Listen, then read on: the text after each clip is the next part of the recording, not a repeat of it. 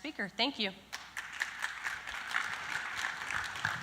Thank you so much, Adriana. We are extremely excited about Google's new program and their participation in our Business Connect program. Without further ado, I want to introduce Tisha Ford, the Director of Business Connect for the National Football League. Tisha and I have been getting to know one another across on the coasts these past few weeks. I'm thrilled that she's here personally today and on Wednesday to tell you all about this important program. So Tisha, please welcome her.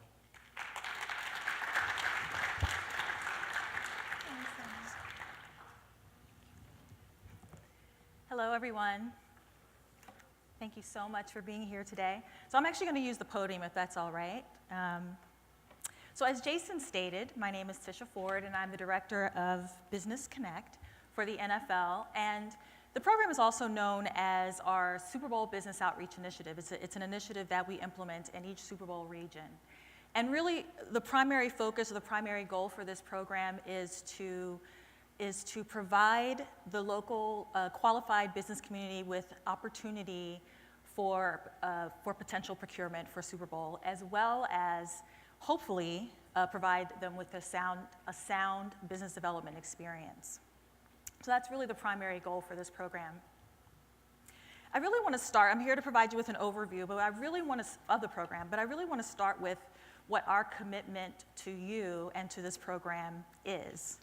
And that's, in essence, to identify qualified and diverse businesses as candidates for Super Bowl procurement. Further, of course, our commitment is, and this is a unified commitment, is to execute a premier event. And of course, that premier event is Super Bowl.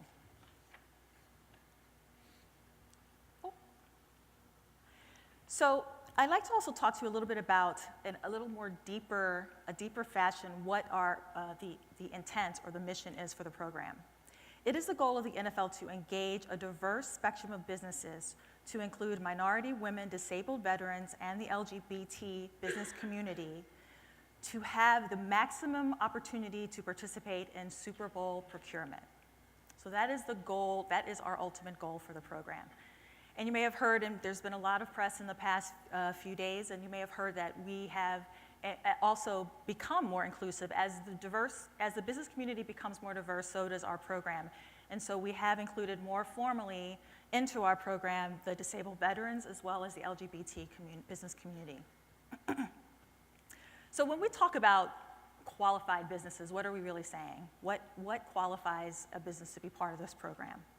A San Francisco Bay Area minority, women, disabled, veteran, and LGBT-owned business is a for-profit business physically located in the San Francisco Bay region.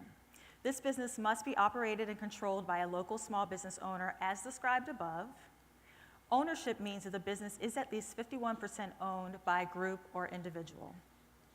So to further demonstrate qualification, we will also ask for our businesses to provide proof of certification. And there'll be more discussion around that later on today and as you continue on in the development of the program.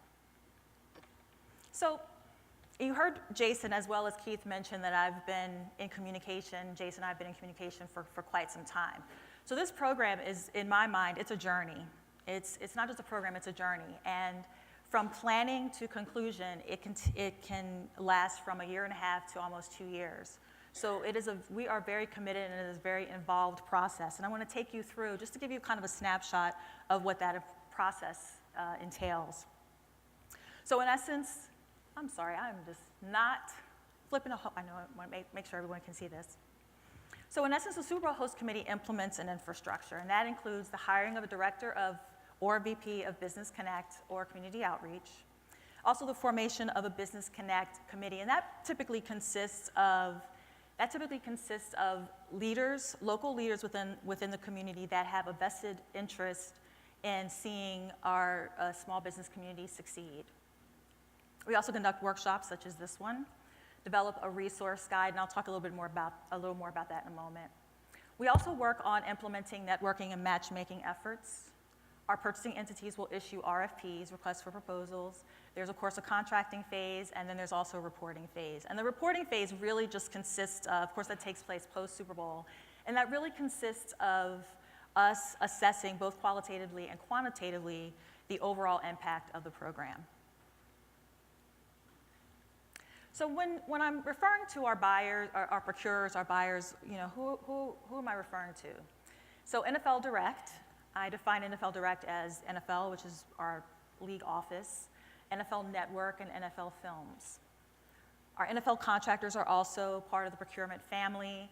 They consist of, some of them are Noah Leslie Events, Party Planners West, Safe Management, and as Jason mentioned, we also have one of our Super Bowl primary contractors here today who will just speak to you from her perspective on the program and how it impacts their process, procurement process. Of course, the Super Bowl host committee is a procurer. Our NFL affiliates, an example of some of our NFL affiliates would be sanctioned events, which are basically events that are not produced by the NFL or the host committee, but are sanctioned by the NFL to have some sort of association with us. And then some of our corporate clients are also procurers. So that just gives you an overview of who some of our partners involved in procuring for Super Bowl. So continue on with the procurement theme. I want to talk to you a little bit about what some of our contractors do, as well as the NFL and the host committee as a whole, to support you in that process. So initially, our contractors determine their needs for the year: catering, printing, transportation, security, et cetera. So even though we do this on a yearly basis, there is a general consistency. Our contractors typically know what their needs are going to be, but it can definitely vary. There are always variations on the theme from year to year. So they will take a look at that and determine what those needs are. They will reference the business resource guide. I'll talk to you about that in a moment, but it's basically our online database. They will call the host committee. They will call the NFL, basically me, for referrals, and you'll hear me say this a couple of times. This is why it's so important to remain in good terms with the NFL and to remain in good terms with the host committee. They will issue RFPs, of course, and they will begin awarding contracts. And 2 points that I just want to make regarding the last 2 bullet points is that there is not a centralized RFP or a contracting process that's managed by the NFL or the host committee. Each Super Bowl procurer defines their own process. So for example, you may have one of our procurers submit a 10-page RFP, another one may submit a 1-page, and someone else may give you a call and just say, hey, I'd love to interview, can I set up some time to come and see you at your facilities? So there's a certain level of flexibility that is required as you start to build your thoughts and expectations around this process. So I want to talk to you about some of our major program components. I've mentioned some of these as part of the overall process, but I want to get into a little more detail. So this is a snapshot. We have our Business Connect workshop series, which today would be an example of that. Wednesday is also an example of that. Our business resource guide, our online database, matchmaking and networking initiatives, Business Connect Challenge, and business development, which is basically a series of workshops that we host toward the end of the cycle of this program. So the Business Connect workshops, they're really an opportunity for you to introduce you to us, to the NFL and to the host committee. It's also an opportunity for us to get to know you, to get to see you and to have a sense of who you are and what your interests are and what your desires are for the program. So it's the foundation for what will ultimately be part of our relationship over the next 12 to 14 months. And it is a relationship, I will tell you that now. It's also an opportunity for us to introduce the various components of the program to you, such as what I'm doing today. It is also, and this is a really important part, it's also an opportunity for you to get to know some of our procurers. So as I mentioned today, we have one here that will, again, speak more broadly. But as the workshops progress, we will literally host a workshop. This will be invitation only. But we will host a workshop where we will invite a number of our procurers, and they will come in and they will host a series of breakout sessions that will allow the relevant businesses, relevant to the needs of those particular businesses, to hear from them, to hear about their process, to hear about what their needs are, to hear about their expectations, what your expectations of them should be and what their expectations of you will be. So these business business workshops, these informational workshops, is really a gateway to beginning to deepen that relationship, that direct contact that we're trying to develop through this program. And this bullet point is extremely important. It is also an opportunity to promote realistic expectations amongst those who are interested in learning about the program. And as my ex-boss would always say to me, it's basically for me to communicate what the program is and what it is not. It's also a learning lab. It's an opportunity to basically learn through workshop presentations and other networking opportunities. And I have so much more here, ... what does that mean? So really, in essence, so much more. It's if you look at each other, if you look around, this is the beginning of a community. We're building a community together. And I will tell you that this is a really important part, a really important component of the program, and that can have both short-term and long-term benefit. And I'll talk a little bit more about that in a moment.